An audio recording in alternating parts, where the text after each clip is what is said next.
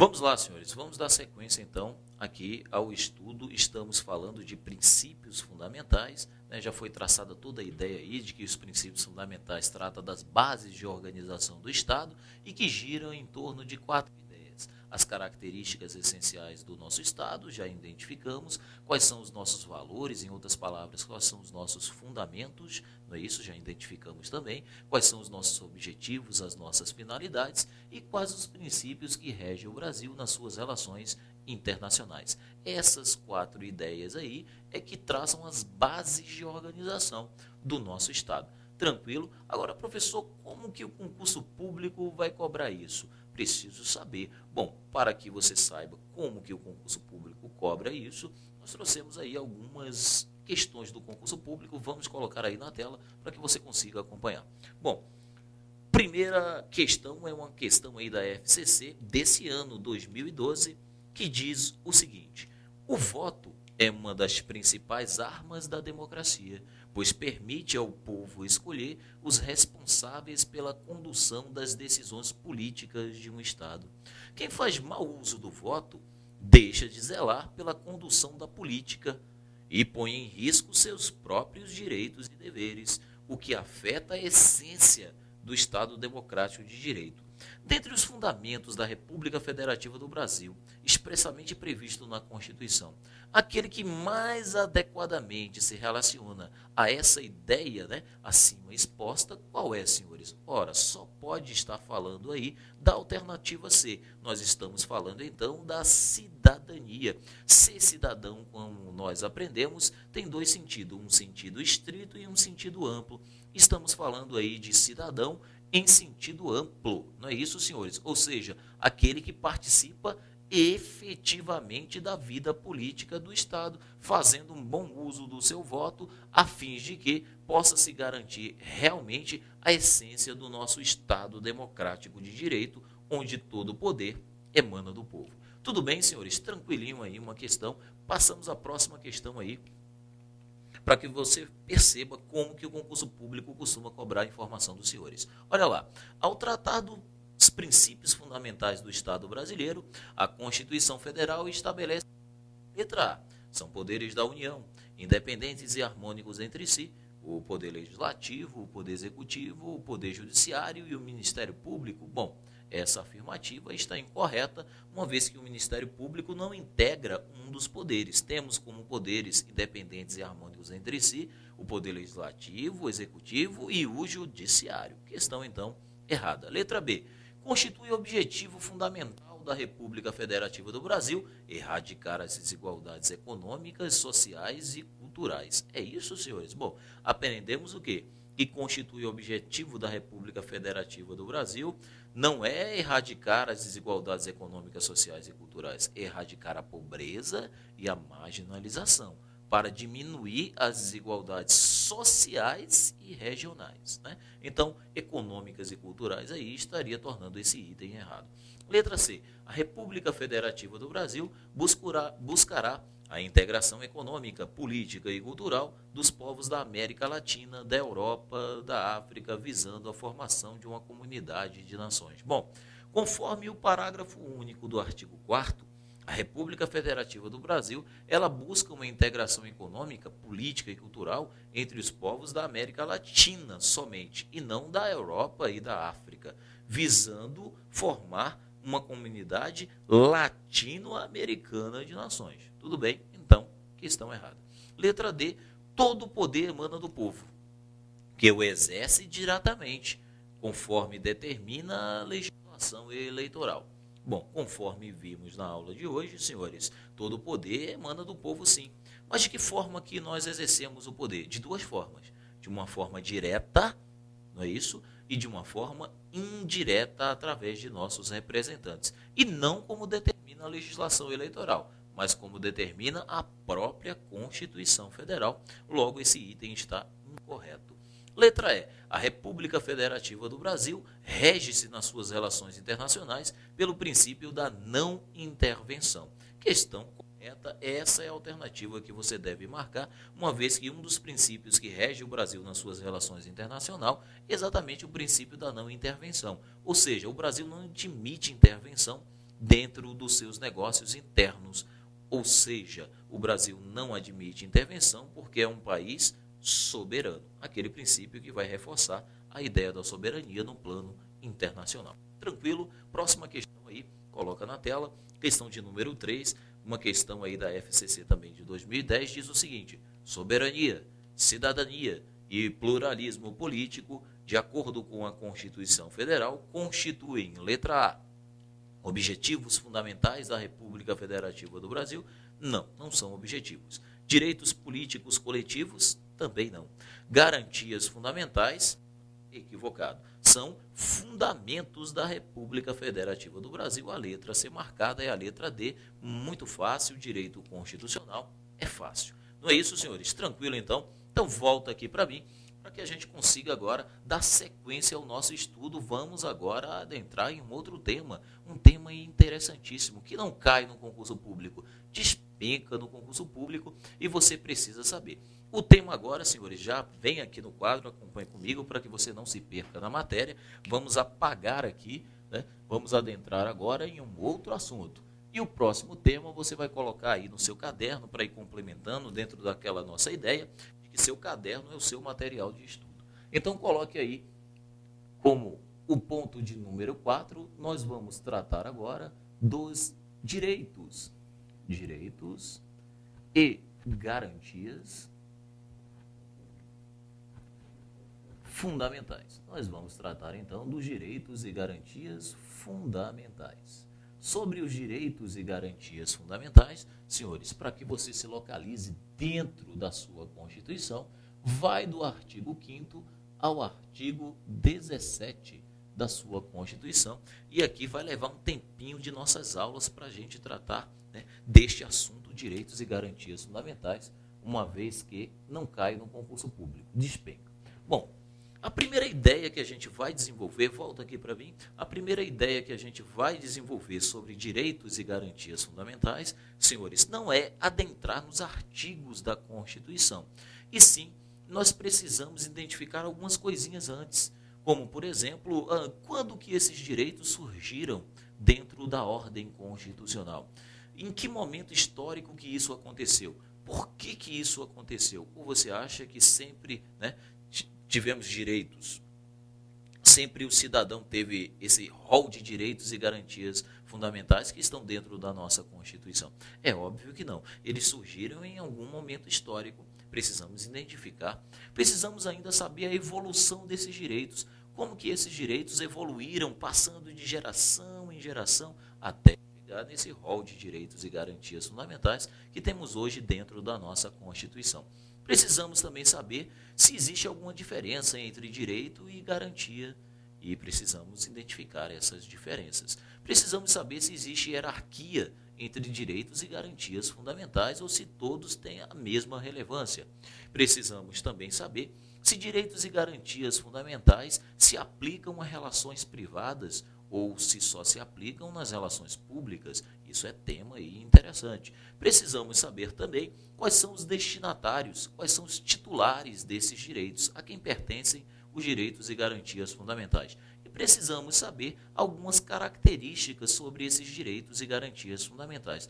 Eu estou falando aqui, senhores, da famosa teoria geral dos direitos e garantias fundamentais, que não cai na prova do concurso público. Faz o quê? Despenca na sua prova. Então me acompanhe aqui até o quadro para que você não se perca na matéria. Preste atenção.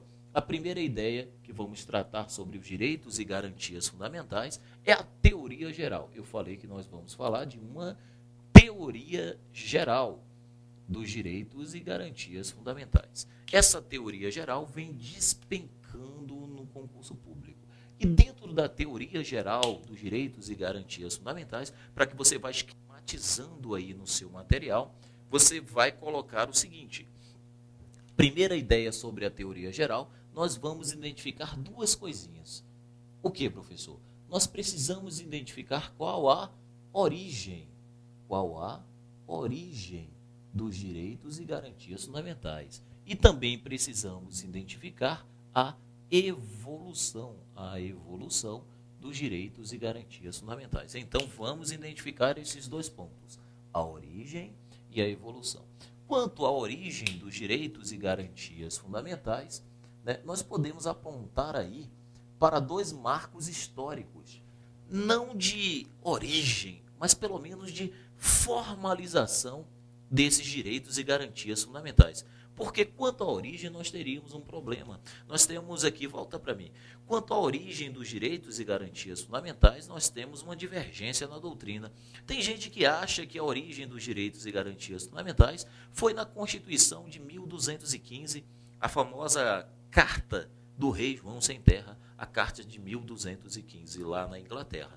Bom, para outros direitos e garantias fundamentais poderiam surgir ali naqueles pactos, né, que haviam entre o rei e aquela classe que estava subindo, que era a classe dos barões, né? Então nós tivemos ali pactos forais, cartas de franquia, nós tivemos também a Declaração dos Direitos do Homem na França. Bom, então tivemos diversos momentos em que os direitos e garantias fundamentais começaram a aparecer em alguns textos.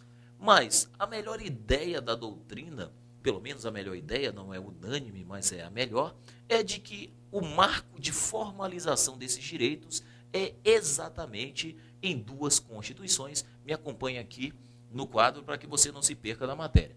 O primeiro ponto de origem, apesar de não haver unanimidade, como bem falei, nós poderíamos apontar então a Revolução, vamos colocar assim, Revolução Americana, né? Aquele movimento de independência americana, Revolução Americana.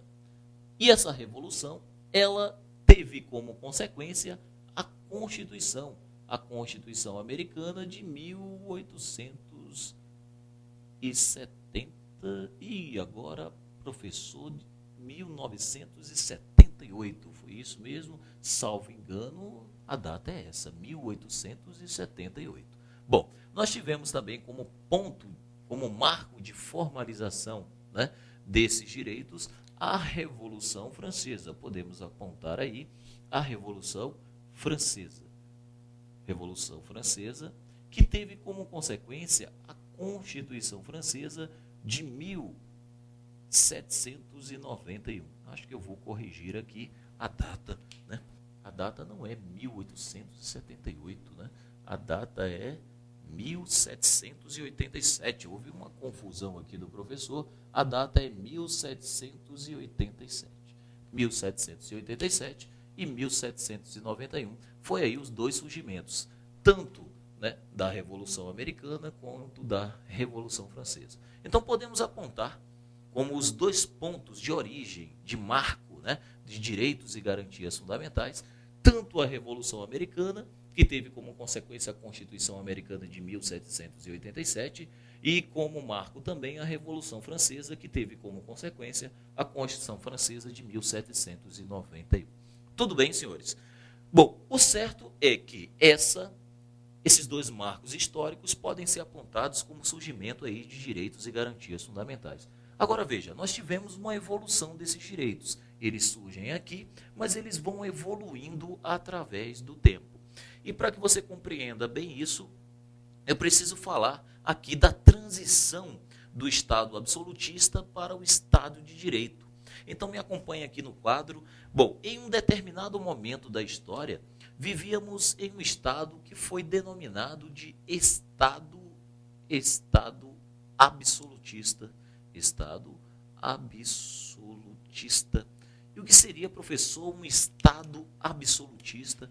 O Estado absolutista, me acompanha, olha só que interessante, era um Estado, como o próprio nome diz, um Estado absoluto, um Estado onde o poder estava concentrado nas mãos de apenas uma pessoa. Repito, o Estado absolutista é um Estado onde o poder está concentrado nas mãos de apenas uma pessoa. Quem? Um rei, um monarca, um imperador. Bom, então a principal característica desse Estado absolutista, a principal característica dele é a concentração do poder. Vamos colocar aqui, concentração do poder nas mãos de apenas uma pessoa. Outra característica desse Estado absolutista era o fundamento desse poder. O que a gente poderia questionar é o seguinte, mas vem cá, ninguém questionava a concentração do poder nas mãos de apenas uma pessoa? Sim, isso poderia ser questionado, mas aí o Estado fundamentava, né, a concentração do poder naquilo que foi chamado de quê, senhores? De base religiosa. Então, a religião dava as bases para a concentração do poder. A religião era a base do Estado absolutista. Então, a legitimidade da concentração do poder era uma legitimidade divina. Vamos colocar aqui, legitimidade divina. Nessa época, justificava-se a concentração do poder nas mãos de apenas uma pessoa, dizendo que o rei, o monarca, era o representante de Deus na terra. Você já deve ter ouvido isso. Daí, a igreja ser as bases da organização do Estado absolutista. Bom, outra característica desse Estado era a inexistência de direitos e garantias fundamentais. Também tínhamos a inexistência de limites. Não havia limites a esse Estado absolutista. Agora perceba, um Estado onde a concentração do poder, onde a legitimidade dessa concentração do poder é uma legitimidade divina, uma base religiosa. Um Estado onde não existe direitos e garantias fundamentais. Um Estado onde não existe limites para ele. Só pode ser um Estado o quê? Qual é a consequência disso? Esse Estado só pode ser um Estado arbitrário. Um Estado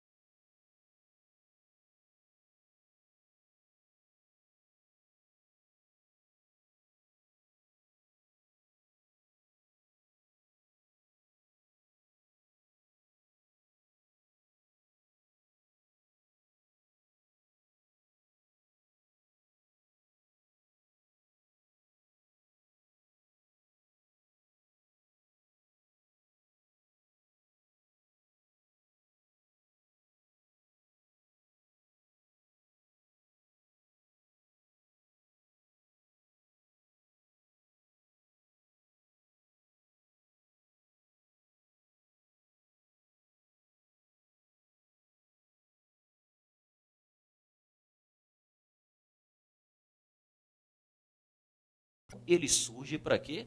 Para questionar o Estado absolutista e, ao mesmo tempo, propor uma nova forma de Estado. Que nova forma de Estado é essa? É o Estado de Direito. E o que seria um Estado de Direito? Um Estado de Direito, volta aqui para mim, um Estado de Direito nada mais é do que um Estado, senhores, onde prevalece o direito, onde prevalece a lei, o direito posto. Ou seja, leia-se Estado de Direito, leia-se Estado das leis, onde prevalece a vontade da lei.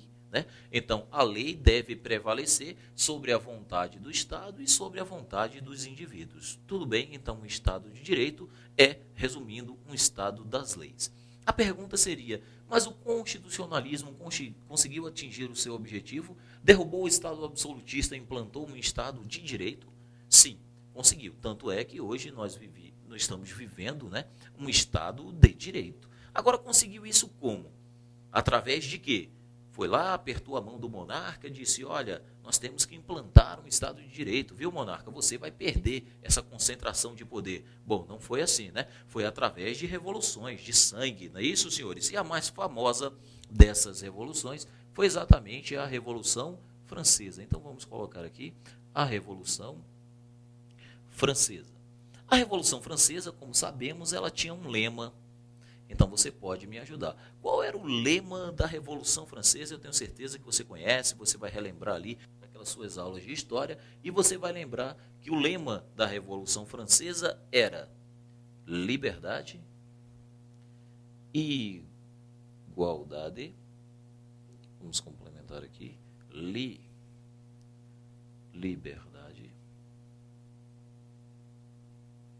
liberdade, igualdade e fraternidade. Então, esse era o lema da Revolução Francesa. Liberdade, igualdade, fraternidade. Agora, desse lema da Revolução Francesa, um desses lemas aqui se destacava mais. Um desses lemas era o grito maior. E o grito maior na época era por liberdade. O grito maior era liberdade. Então, é por isso que esse Estado de Direito, me acompanha aqui para que você não se perca da matéria, olha só, preste atenção, é por isso que esse Estado de Direito ele vai se subdividir em outras duas espécies de Estado. E o primeiro Estado de Direito que vai surgir é o chamado Estado liberal. Estado liberal. Então, nós temos como primeiro modelo de Estado de Direito o Estado liberal.